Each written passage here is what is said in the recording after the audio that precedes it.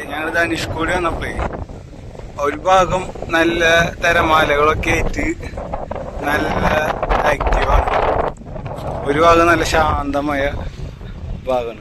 ഒന്ന് ഇന്ത്യൻ മഹാസമുദ്രവും മറ്റേത് ബംഗാൾ ഉൾക്കടലുമാണ് കേട്ടോ.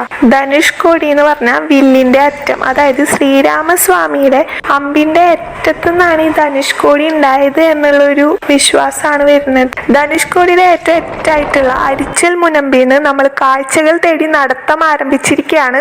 നോക്കത്താ ദൂരം പരന്നു കിടക്കണ ഒരു പിടി മണൽ പരപ്പും ബാക്കി മൊത്തം കടലുമാണ് ഇവിടെ. മയിലുകളും കുരങ്ങന്മാരൊക്കെ ഇവിടെ സ്ഥിരതാമസക്കാരാണ് കേട്ടാ. മനുഷ്യവാസമാണ് ഇവിടെ നിരോധിച്ചിരിക്കുന്നത്. അരിച്ചൽ മുനമ്പിന്ന് നമ്മൾ നടത്തം തുടങ്ങിയിട്ട് ധനുഷ്കോടി ലൈറ്റ് ഹൗസ് വരെയായിരുന്നു നമ്മുടെ ലക്ഷ്യം.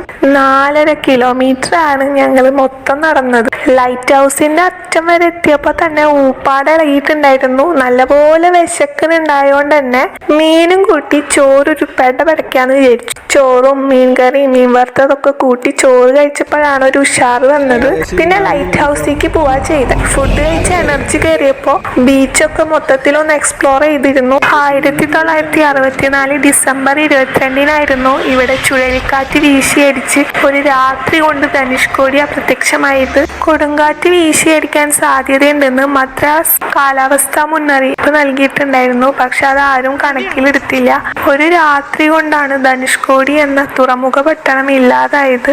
എല്ലാവിധ വാർത്താവിനിമയ മാർഗങ്ങളും തകർന്നു പോയതുകൊണ്ട് തന്നെ ഈ മഹാദുരന്തത്തിന്റെ യഥാർത്ഥ ചിത്രം പുറം ലോകം അറിയുന്നത് 48 മണിക്കൂറുകൾക്ക് ശേഷമായിരുന്നു. ദുരന്തത്തിന് ശേഷം സർക്കാർ ധനുഷ്കോടിയെ പ്രേതനഗരായി പ്രഖ്യാപിക്കുകയും മനുഷ്യവാസ യോഗ്യമല്ല എന്ന് തീരുമാനിക്കുകയും ചെയ്തു. ഇനി പ്രദേശത്ത് ഓലമേഞ്ഞ താൽക്കാലിക കുടിലുകൾ മാത്രമാണ് കാണാൻ പറ്റുക. വൈദ്യുതിയും ഇന്റർനെറ്റും മൊബൈൽ കവറേജും ഒന്നും ഇവിടെ ലഭ്യമല്ല. വൈകുന്നേരം 6 മണിക്ക് മുൻപായിട്ട് ടൂറിസ്റ്റുകളായി എത്തിയവരെല്ലാം പോലീസുകാർ തിരിച്ചയക്കും. രാത്രി അവിടെ തങ്ങാൻ ആർക്കും അനുവാദമില്ല. എല്ലാവരും പോയ ശേഷം പോലീസുകാരും തിരിച്ചു പോകും. ദുരന്തം ബാക്കി വെച്ച അവശേഷിപ്പുകളുടെ കാഴ്ചകളായി അടുത്ത വീഡിയോയിൽ കാണാം. ചാനൽ സബ്സ്ക്രൈബ് ചെയ്യാൻ മറക്കല്ലേ.